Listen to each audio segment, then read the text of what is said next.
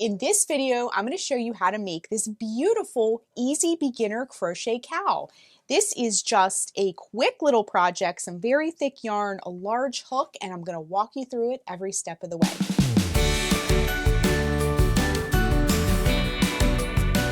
Now, like I said, this is quick and easy to stitch up. This is just 7 rounds of crochet, so you can definitely make this in an evening. You might even, if you're a little bit quicker with crochet, you might even be able to make this in under an hour. It's very, very fast. It uses just 1 ball of yarn. We're going to talk about all that in a minute. Now, our finished cowl measures about 7 inches tall, and you can change the height of that if you want to work more rounds. You can make your cowl a little bit taller. If you want to make it a little bit shorter, just work less rounds. And then the circumference of our cowl is about 30 inches around. Now you can see, if we kind of like scrunch this in, like how you would wear it, you can see that it's very cozy, and you can change the circumference. There's no special stitch count, so you can do any number of chains that you like. And we're going to go through that more in depth in the video too. This cowl also is made in the round, so there's no seams or anything like that. It's just a tube. So even if you've never crocheted before, I'm going to walk you through this entire project step by step and stitch by stitch. For this project, you're going to need a pair of scissors. A tape measure is super helpful, especially if you want to change up the sizing a little bit. We're going to talk about that later in the video. A tapestry needle, and we're going to be using a 10mm crochet hook. Now, with the letters on the hook, this one is an N/P. Sometimes manufacturers will call a 10mm a P hook. I would pay less attention to the letters. Just make sure it's a 10mm crochet hook. We're going to be using 1 ball of Wool Ease Thick and Quick in the Hudson Bay colorway. So I just wanted to point out, if you're using Wool Ease Thick and Quick in the solids, for example, those balls of yarns have a little bit more yardage. You might be able to get a little bit more out of it. This one is 87 yards. So if you need to substitute yarn, just look for 87 yards of a number 6 super bulky yarn. You can look at the back of your yarn label with the little yarn ball with the number in it. Look for that number 6 super bulky yarn and you'll be just fine. So 1 ball of this Wool Ease Thick and Quick in the Hudson Bay colorway. We're going to begin our cowl by putting a slip knot on our hook. So how we want to do that is wrap the yarn around your fingers to make a loop and pinch with your thumb. Bring the yarn behind that loop, then reach in with your hook, bring up that loop, and then just kind of tighten it up against your hook. Our cowl has a starting chain of 46 chains. However, you can make yours as wide or as narrow as you want. So you can add more chains or take it down a few chains. It's totally up to you. This cowl has no special stitch count, so any number of chains you want, but we're going to do 46 chains for ours. So to make a chain, wrap the yarn around the hook and just bring it through the loop. So wrap it around, bring it through. So we did 1, 2, 3, 4, 5, 6, 7, 8, 9, 10, 11, 12, 44, 45, and 46.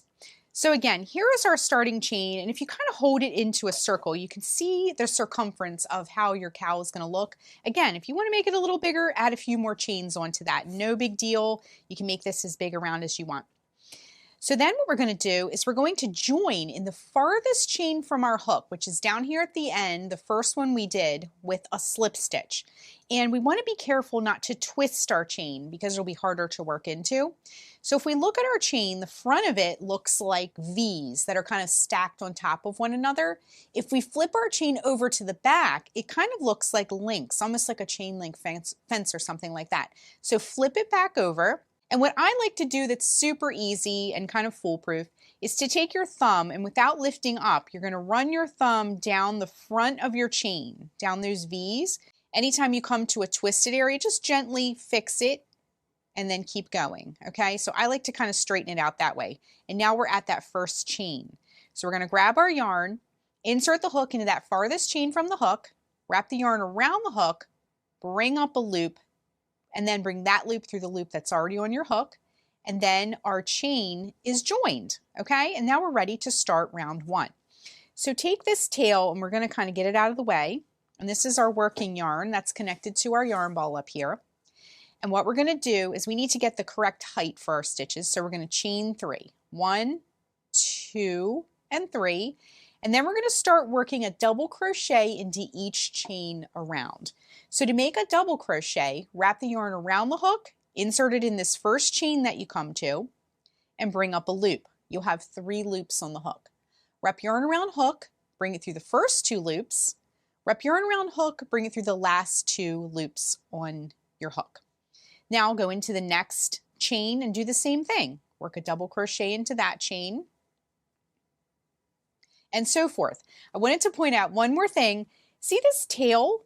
This tail, we can weave this in at the end, totally fine, but if you want to weave it in as you go along, as you work your stitches, you can hold it along the edge as you work, and that will weave it in as you go along. So as I'm going to work this next stitch, I'm holding that tail along the edge as I work, and you can see how it's incorporated into the project already without weaving it in separately. And that's just a little handy tip if you don't want to do it separately at the end, okay? So all we're going to do is work a double crochet in each chain all the way around. And if you need to back up the video and watch the double crochet again, totally fine, just back it up. YouTube also has a slow motion feature if you want to see it slower. But all we're going to do is work these double crochets in each chain around until we get to the end. So I'm going to keep going with mine, and then when we get towards the end of the round, we'll rejoin, and then I'll show you how to close up round 1 and start on round 2. Round 2 is the round that you'll do for the whole rest of your cowl. All right, just coming up to the end of the round, working those last couple of stitches in our chains here. And then you're going to join to close the round. So what you're going to do is count that 3rd chain up. Remember that chain 3 we did at the beginning of the round? You're going to count 1, 2, 3 chains up, insert your hook in that 3rd chain up, and bring up a loop. Now bring that loop through the loop that's already on your hook, and the round is closed. So you can sort of see the beginnings of your cowl. This is a great time to kind of pop it on, see if the circumference is what you want it to be. And now we're going to move on to round 2. Now, like I mentioned before, round 2 is the round that you'll do for the whole rest of your cowl. Very, very simple.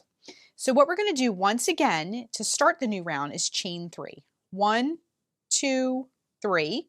And then in this first stitch here, so I get this question a lot. So we have our chain 3 from the previous round, and then we just did another chain 3. And some people don't know where to go next. We're going to go into that next stitch. So if you see the next column, so this column was that chain 3, here's the next column here, and then at the top there is that loop. That's where we're going to work next. So we're going to work a double crochet into that next stitch and in every stitch around. Okay, so just go ahead in the next stitch, work that double crochet in the next stitch, double crochet in the next stitch, and so forth, okay?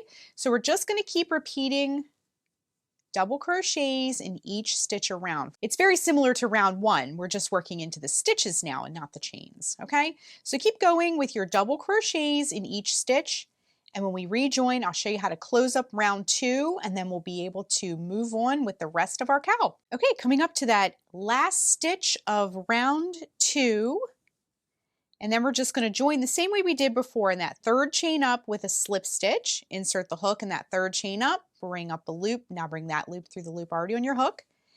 And we are making some progress. Because of this thick yarn, it works up very quickly. So what you're going to do for the rest of your yarn is just keep repeating round 2 over and over and over again until your cowl grows taller and taller. Now when we come back, I'll show you how many rounds I did and we'll do a little bit of finish work. Okay, we're just coming up to the end of this last round and working those double crochets in each stitch, and then we're going to join in that 3rd chain up with a slip stitch to close the round just like we've been doing. And our cowl is finished. It looks absolutely beautiful. Just as a side note, I have just a little bit of yarn here. I didn't have quite enough to do another round, and I got 7 rounds out of this ball of yarn. You may get more or less depending on the yarn that you're using, but working more rounds will make it taller and give it more of like a scrunch or a slouch to it. So the next thing we're going to do to finish this is the crocheting part is over. So what we want to do is we want to cut the yarn, leaving a little bit of a tail that we can work with. And then just kind of lift your loop up, and we're going to send that tail through our loop and pull tight. Now turn your cowl inside out. This is reversible, so if you have a favorite side that you want to work with, that's fine. But I kind of like the inside for weaving in my ends. You can see it looks slightly different on the inside. But if you wear it and it gets inside out, you can still wear it. It won't look bad or anything like that, but it's just, you know, the inside of it. So what we're going to do is we're going to take our tail, and I just wanted to point out, if you're using a multicolor yarn like I did, see how my tail is like a yellow and white twist? We kind of don't want to go through some of these other colors because our tail will show. So see how the last few stitches that I did of the round were in yellow. So I'm going to just try and stay in this yellow area so that my tail can be camouflaged as much as possible, and that'll keep that tail nice and hidden. And we're just going to go in one direction with our tail. I just went into some of these loops, and then we're going to come back in the other direction with our tail, and then just kind of straighten everything out, make sure everything looks nice and neat, and then take your scissors and give it a snip. And then if you use one skein of yarn like I did, you'll have a tail where you began. So just weave that in as well. And again, you're just going to take this. Now I wove this in as I went along too. You can see it's kind of traveling through my work. But if you need to weave it in, you can do that too. I'll show you both ways. So we're just going to go same thing, go in one direction, and then I like to take it back in the opposite direction because anything you wear is going to see a lot of movement. So you want to make sure your tails are nice and secure. And then I had a little bit of area here. If you see this little like puff of yarn sticking up, this is where when the yarn is made, when the machine runs out, they tie a new piece on and keep going with the ball of yarn. So sometimes you might have a little knot in your yarn. So you can just, if it frays a little, just give it a trim. So now we're going to turn our work right side out, and you can see all the lovely color changes that we have here. And that is it. That is how you make an easy beginner crochet cowl. I hope you enjoyed this project. This is so fun to wear and fun to make, and it makes a really fast gift. Thanks so much for watching, and be sure and click the subscribe button to get all the latest Sparkle and Splatter video updates. Bye everyone, and happy crafting!